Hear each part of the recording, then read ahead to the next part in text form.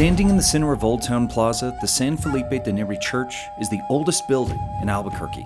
Reconstructed in 1793 after a devastating collapse 1 year prior, its edifice has bore witness to more than 200 years of life and death. A pair of tired cannons sit in Old Town's plaza, a remnant of Albuquerque's brief role in the Civil War, where Union and Confederate soldiers engaged in the skirmish during the spring of 1862. Down the road, Elvis Presley, Frank Sinatra, and the outlaw Machine Gun Kelly once stayed under the roof of the BOTTGER mansion. And some say the spirits of Charles BOTTGER and his family still reside there, more than 100 years after his death. And CASA de ARMIJO and the BLUEHER mansion, now known as La PLACITA and HACIENDA respectively, have seen thousands of guests come and go through their doors. Some never left and reportedly haunt their halls in stairwells to this day. Weeping widows, disembodied Confederate soldiers, and an axe-wielding woman are all said to haunt this Albuquerque hamlet. From the famous to the infamous, we'll explore the stories, dig in with some investigation of our own, and leave you to decide, is this some scary shit or what?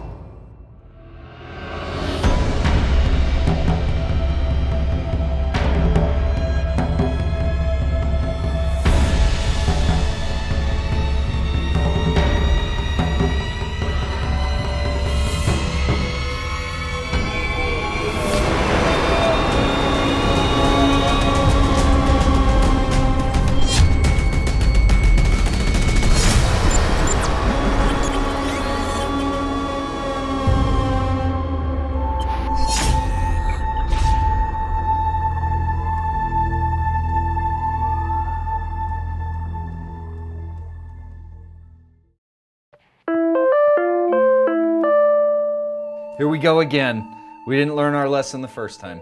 No. So where are we headed this time? So this time we are headed to Old Town, Albuquerque, which, aside from the ghosts, that's always one of the cool things, but the shopping, the food. Did I mention the food? And a lot of the places I did fall in love with because it's like you go and you shop or you eat and you're like, oh, this place is haunted? Tell me more. So I'm really stoked that we're going to be doing this, that we're talking with some ghost hunters, Cody POLSTON, who, you got his book there, I know, The Ghosts of Old Town, Albuquerque. It's a very cool book. So kind of unpacking some of what he did and looking at some of the locations around the neighborhood. But because of all of the history, a lot of the families that lived there, most of the businesses belonged to families. The ARMIJO family, they erected the building that is now La PLACITA. The BLUEHER mansion is now La HACIENDA. The Ruiz house is Church Street Cafe. A lot of it has to do with the fact that these stories are corroborated by witnesses that have no idea who each other are over. These are international travelers that all report very similar experiences. So I'm interested in kind of digging into these places and seeing if we can capture anything. I'm in particular excited about La PLACITA's. Mm-hmm.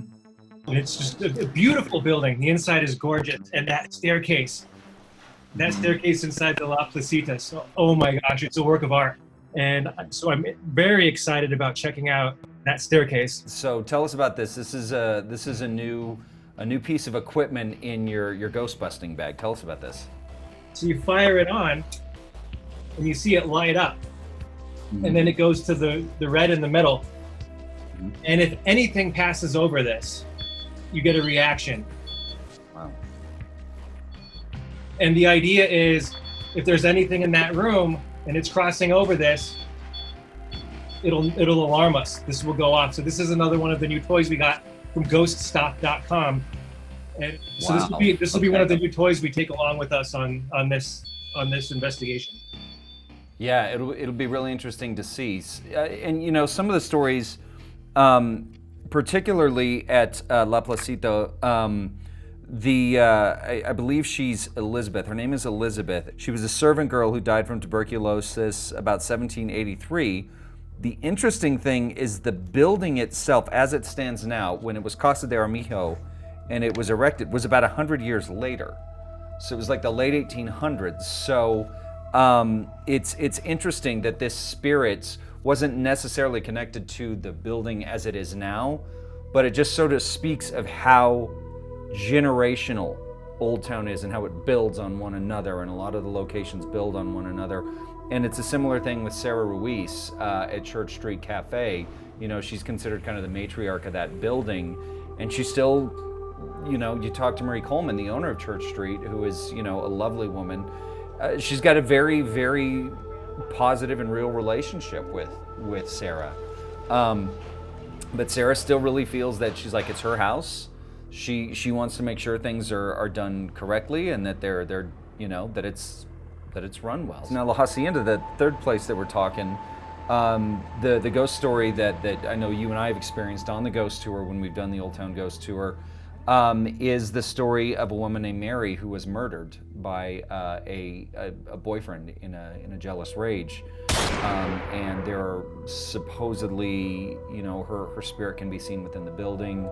And on the ghost tour, they take you to the outside the back area where apparently allegedly the incident happened. So we're going to take the REM pod and the spirit box and the EMF detector and see if we can't get any hits. And we also have our other major ghost hunting tool that we'll be taking with us, Jordan Jonas. Ghost magnet. I love it. He's such a ghost magnet. Well, he's the girl ghost. Did we get any hits like from the guys? Like maybe the guys were like clearly they don't care that I'm there, but yeah, the ladies, they love Jordan. In fact, there's one clip where we asked, do you like Jordan? And you hear a, mm-hmm. That was great. So Jordan will be back along for the investigation. Yeah. The three amigos at it again. We'll see what we can't get. It's such a layered history in Old Town. The stories, the generations, I mean, the wars that were fought there. I think we'll find something. I think we're going to see some scary this time around. Yeah, I think so. I mean, I'm curious to actually sort of unpack them in ways that I've never done before. And all the times that I've been in Old Town and photographed and hung out, and I've done the tour, I think 3 separate times. You know, and you just go usually as a passive observer, but this time we'll dig in a little bit more and see if we can catch something. So I'm looking forward to this. We've got our gear, we've got our objectives, and seriously, there are so many worse ways to spend a Saturday than just hanging out in beautiful Old Town Albuquerque. Yeah, so let's go get some food, some enchiladas. And some ghosts. Let's catch something, Chad. Let's go do it. Let's catch some ghosts, and let's catch a green chili cheeseburger or some enchiladas. That's it. All right, let's head out. I'll see you there.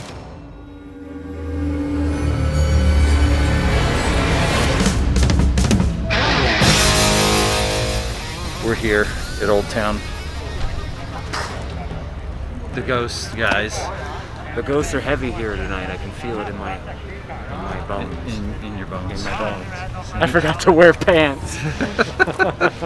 You always dress for the occasion. Well, you have to, you know? If you're gonna call yourself a ghost hunter, you better look the part. Or at least wear a Van Halen shirt. Exactly. So today, we are going to hit up Church Street Cafe. We are going to hit up Hacienda, and we are going to hit up La Placitas and get a look at that haunted staircase they have there. And as always, we brought our ghost bait. Ghost bait. Here, I lacquered on the pheromones.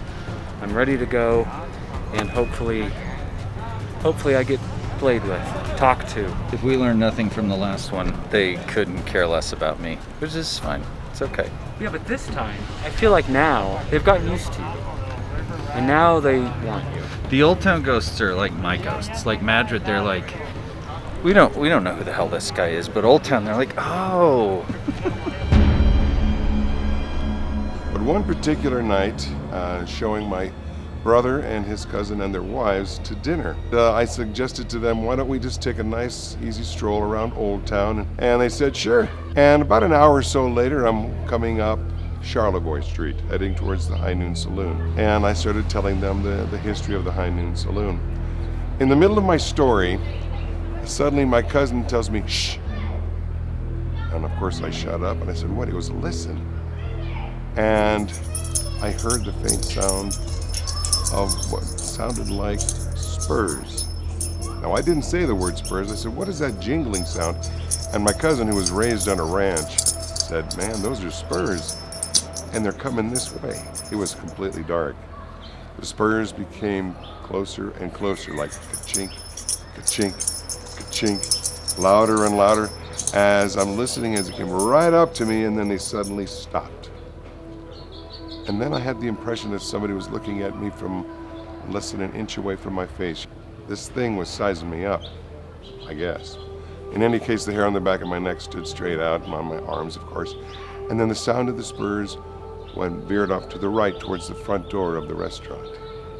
And so I'm following with my ears, you know, like, kind of like this and kind of like that.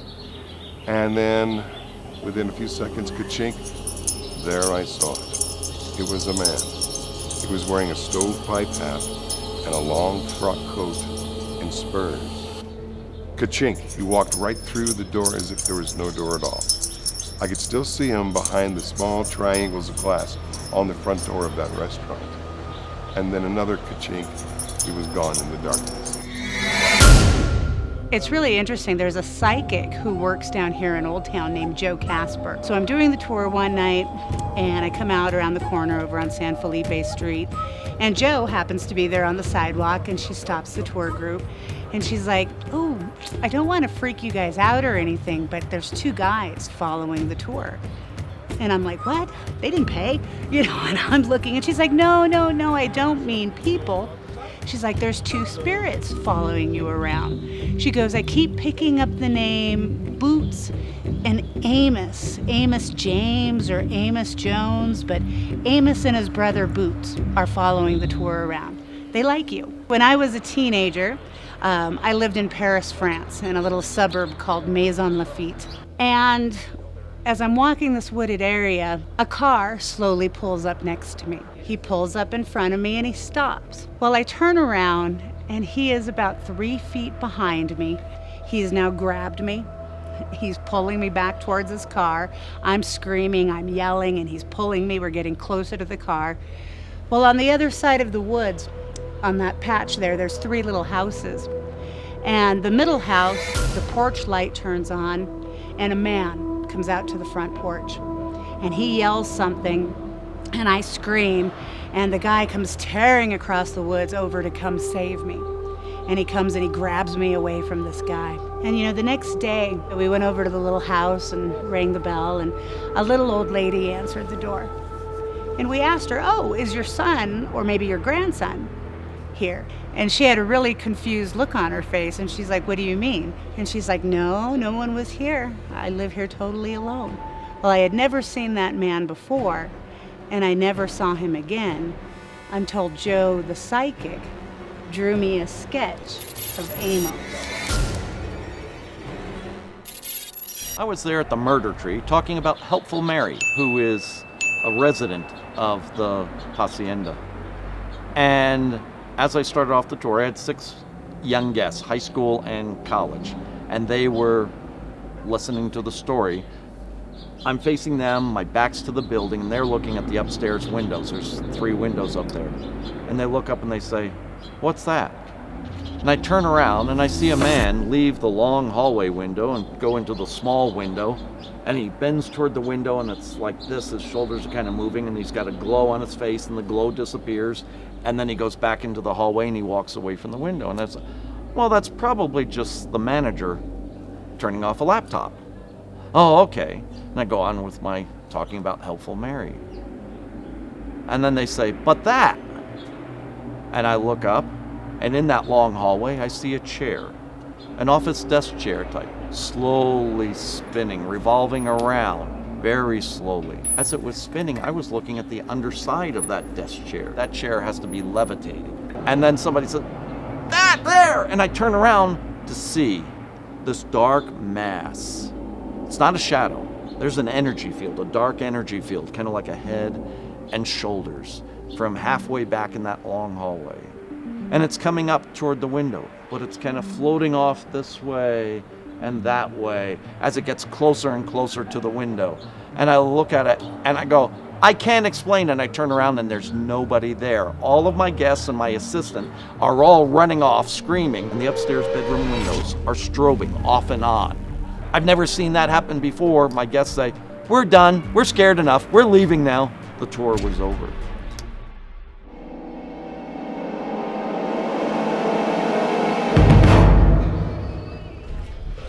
First of all, it's a really cool place. When you're walking into Church Street Cafe, you're walking into what was somebody's home. And while we were in there, it sounded like someone came up and banged on the door, like with a fist or a big object. Boom, boom, boom. Well, the skeptical guy runs out the door thinking it's someone playing a joke on us. There's nobody. He runs out in the street, there's nobody. Like, hey, let's go check it out, that'd be cool. And so while we're doing that, my friend, his Dr. Pepper was empty, so I'm gonna go get some more, I'll be right back. So we got up and he went into the building. He's gone 30 seconds, comes running back out, dude, we got anything in the car? I'm like, you mean like equipment? Like, yeah, you gotta get it, stuff's happening inside. It's daytime, folks. I'm like, oh, okay. I get up, I run back and go inside. Everybody's back up against the wall. Everybody in the dining room, about 12 people. And what they said happened is that it started near the front of the building, like what they described an invisible person knocking silverware off each table, going back towards the back.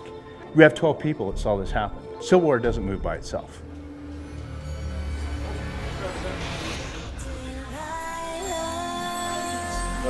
Delilah, that's spooky. Yeah.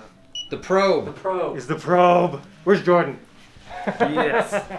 I just wasn't using it right. All right, so here's the new gadget. Here is the new gadget. This is the REM pod. The EMF has to correlate to something happening. So if stuff's happening and you're getting readings, it's the two combined. Is there anyone in this room with us? Yes. Yes. Yep. Here, you hold this. Wow.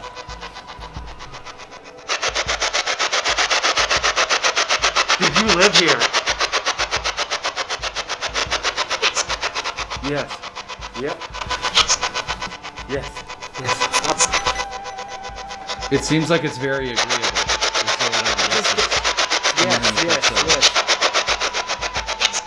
Yes. What is your name?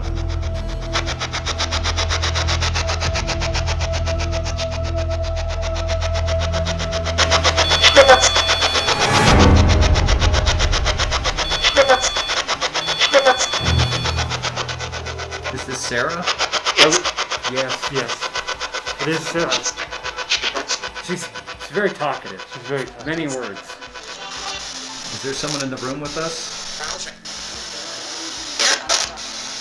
Here? Sarah, are you still here with us?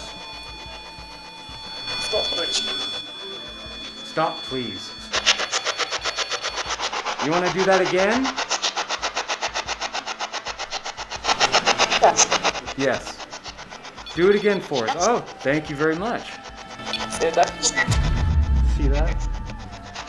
Is there anything you'd like to tell us while we're here? Let's say no. Aggressively. This thing's going off crazy. Do you like being here?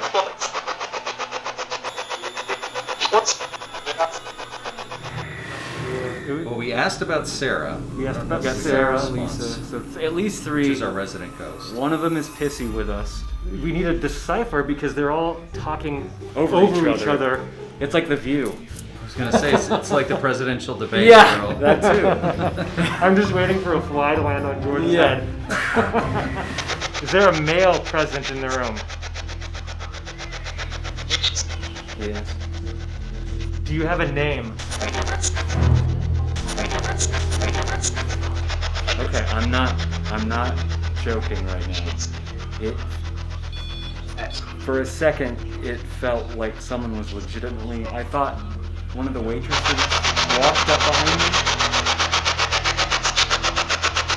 me. Whoa! Did somebody just walk up behind me just now? Yes. There's like little whispers. Yeah.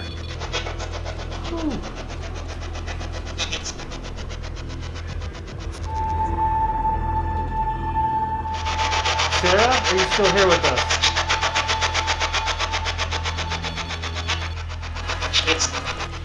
She is. We're about to leave. Cafe. All right, we're gonna go ahead and leave you alone. Thank you, Sarah. Thank you for letting us talk with you.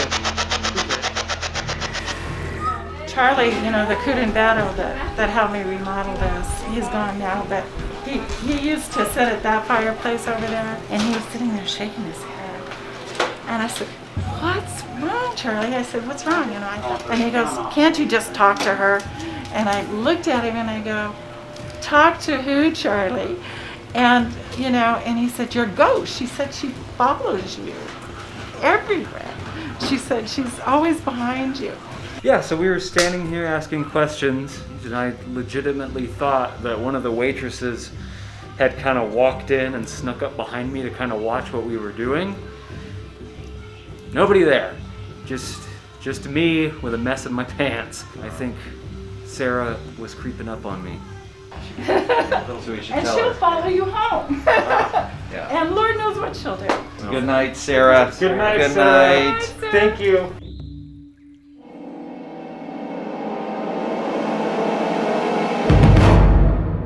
So the one story there that kind of sticks out involves a waitress who went up to use the bathroom. She was the only one inside. They just closed. It was her and the manager. That's it, the only people in the building. So she went down, she sat down, was doing her business, and she looked over, no toilet paper. She's like, "Oh, no." She said a woman's hand holding a roll of toilet paper came under the stall. She's like, "Oh, thank you." And then, wait, I'm the only one here. I'm the only woman in here. Just the boss. The doors are locked. You know, so she cleans up, comes out.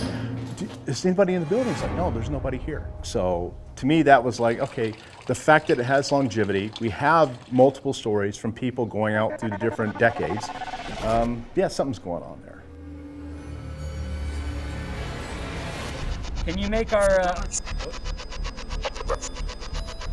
I didn't even have to ask the question. Did you die here?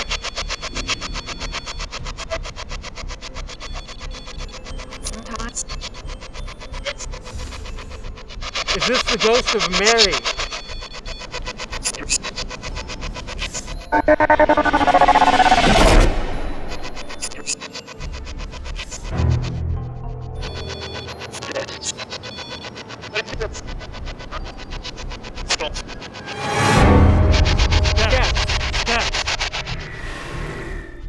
Okay, this is where she was actually shot. Mary was actually shot coming out of steps came through again. Why did you want us to come over here?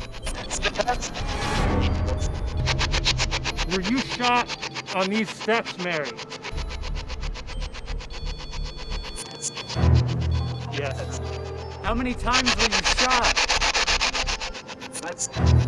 5.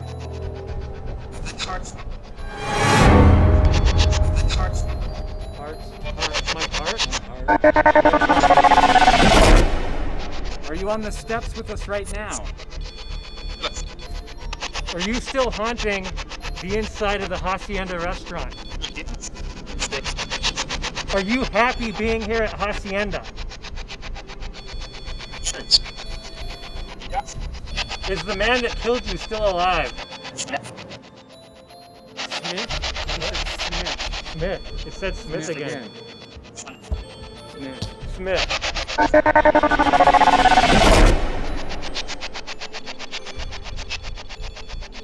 Mary, can you make the pod go off again? Thank you, Mary. For a reek? All right. Thank you, Mary.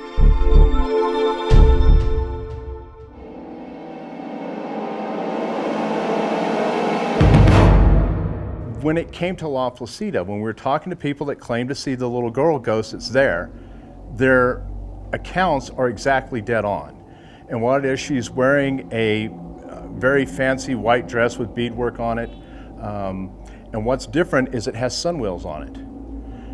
What makes that different, here in New Mexico, we know what the sunwheel is, but if you're from back east and you're coming there, like, hey, what's the Mexican girl in there with the swastikas on her dress? How are they getting the descriptions right? Ghost, maybe, maybe not, but I can prove that all those people saw exactly the same thing. One of her places that she's seen is in the women's restroom. And it's women are doing their makeup and they see her reflection in the mirror, which isn't startling. She looks normal, except when you turn around, there's no one there. It's just her reflection. Hot spots there, if I would say, you know, obviously the girls' bathroom is a place where they have experiences, and up the upstairs section and on the stairs itself. I'm here last. I turn off the lights, I lock the doors, and then I leave. In the bathroom, one of the women's bathroom, there's one of the toilets. You have to kind of jiggle it or else it'll make a sound. So I thought I was hearing that, like the running water. So I go in there to jiggle the handle and I look behind me and the two of the faucets were on. Yeah, so that was weird. I mean, the bathrooms are pretty scary rooms, especially because up until a few months ago, a few of the lights were out, so it was a little dark in there. But I mean, that's really the only places where people are like, I saw something in there, or felt something.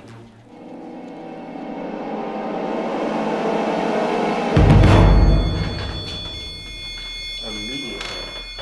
Did you just set off our REM pod?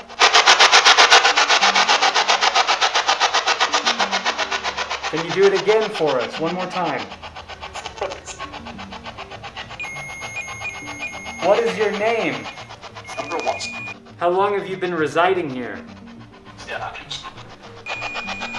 Did you? Who's setting off the REM pod? Stephanie?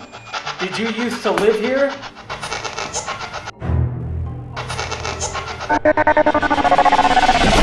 There's something here. Elizabeth, is that you? We are in this tiny little, very tiny little closet. It's an attic. This thing's going off. All right, are we in the presence of somebody else?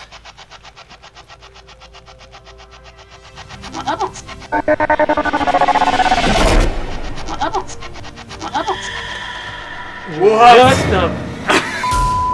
What was that? Are you friendly or not so friendly? For you. So, we are safe in your presence. That works. Can you make our REM pod go off again over here on the shelf?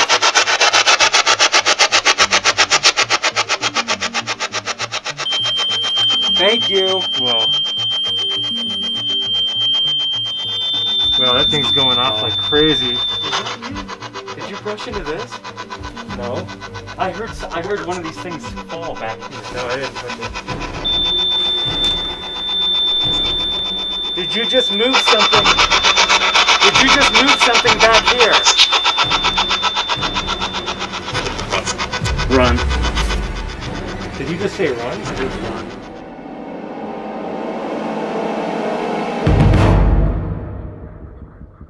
Well, we're back downstairs now. Did anything from upstairs follow us down here? Yep. Spirits. Must.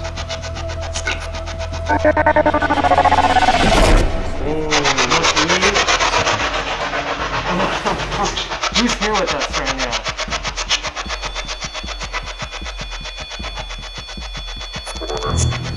What? What did you say? 4. So you mentioned there were 4 of you. With us. With us.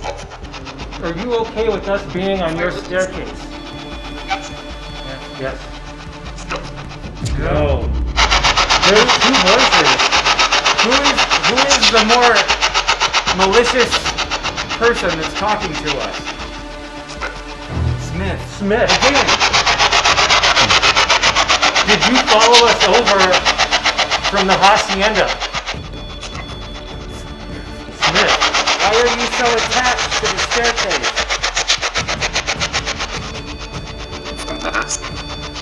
Masks? Masks? Would you like us to leave now?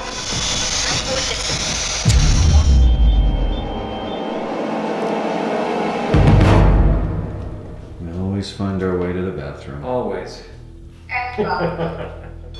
Okay, bathroom ghosts, now's your time to shine. We hear that a lot of people have seen you in here, have experienced you in here. We would like to experience you as well, so. Freak. Freak? Every time. Are you calling me a freak?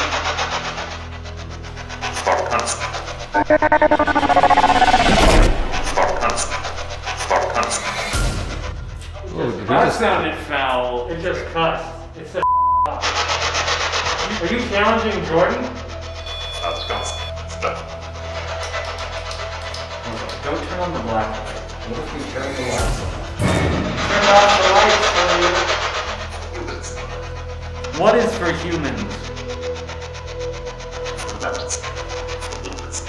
If this was your bedroom, make the light flash over on the sink.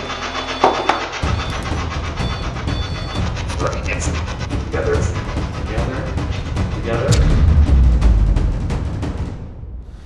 Just come out of La Placita, and I think that is, we'll call it a day here in Old Town. How do you guys feel? I've never heard a ghost curse at anyone before. That was great. Yeah. All right, I'll see you guys. All right.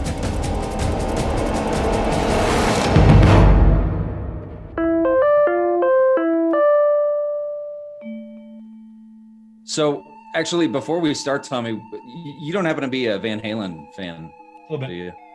At all. At all? Ghostbusters? Ghostbusters and Van Halen? Oh no, I don't know what you're talking about. I never heard of it. I'm more of a Starland vocal band guy myself. I knew it. I always pegged you. Ever since I met you, I knew. I think that it was a pretty busy night in Old Town for a lot of different things. Tommy, I know that that we wanted to unpack a little more this occurrence that happened, Jordan, when we were at Church Street, where you felt a presence. That's one way to put it. Yeah, I felt like one of the wait staff walked up behind me and was creeping on us, just watching to see what we were doing. And it's odd because I've only ever had that happen maybe once before, and it does take a lot to freak me out. And that was because I felt like there was definitely someone, like an actual living being, right next to me, and I would have bet money on it, but yeah.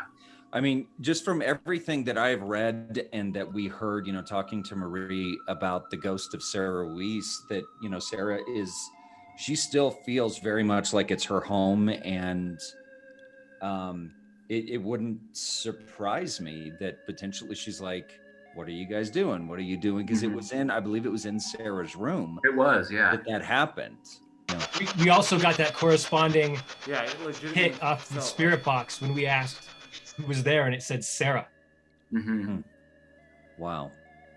And then Tommy, let's talk about this other thing that happened behind La Hacienda, that you were out getting some extra footage.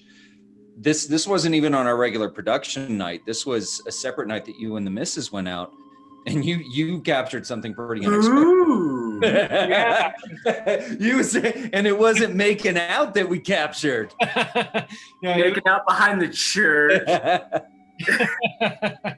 Yeah, I went back to shoot some B-roll. We go back, and I was using my wife as the actress, and she goes walking down the stairs reenacting the waitress's attack. And I get home and I'm going through the footage, and there's an orb. There's an orb that follows her, and you can see it. It follows her up the staircase and then back down. And it can be easily written off as maybe a piece of dust or a bug. But I find it interesting that we didn't have that anomaly the other 8 hours we were shooting. And we were in a dusty attic for a huge portion of that time. And it just happened to be in the exact spot where Mary was murdered. It was the first time I've ever caught anything like that on video. Was the orb carrying a gun? No. It was a little orb following with it. I can't explain that. It's unexplained. I'm going to leave that one unsolved mystery. Yeah, cameras, digital cameras especially, can always pick up things in the environment that the human eye cannot see into. One of the tricks that we used to do on the ghost tour, if you take like a digital camera or your cell phone camera and you take your remote, if you hold the remote to your face, you can't see the little LED bulb in there flashing. But then when you point it with your own eyes, you can't see it. But when you point it into the lens of your digital camera, you can start seeing that bulb flashing. And that's kind of how we used to explain to people how your cameras can see that stuff that your eyes cannot see. Yeah. There was an incident too we had in the attic of La Placitas where we put the REM pod on the shelf. We weren't touching it. We weren't anywhere. Oh. We put it on the shelf. And then there were a couple of pieces of wood behind us leaned up against the wall. One of them, Sure. one of them slid down, Mhm. and then the REM pod was going off. And Jordan asked, "Is there anything in here with us?"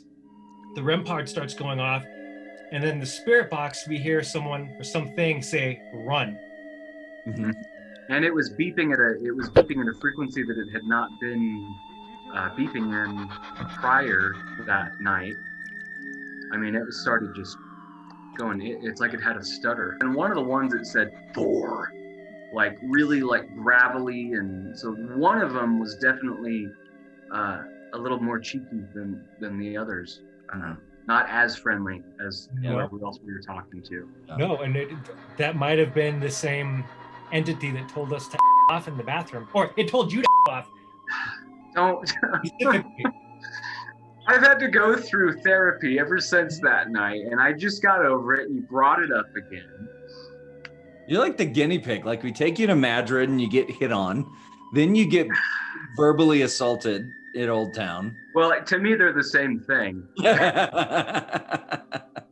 Yeah, and that's the thing that, you know, would we ever fully know is what we're looking at. Is it something that's a spirit trying to make contact?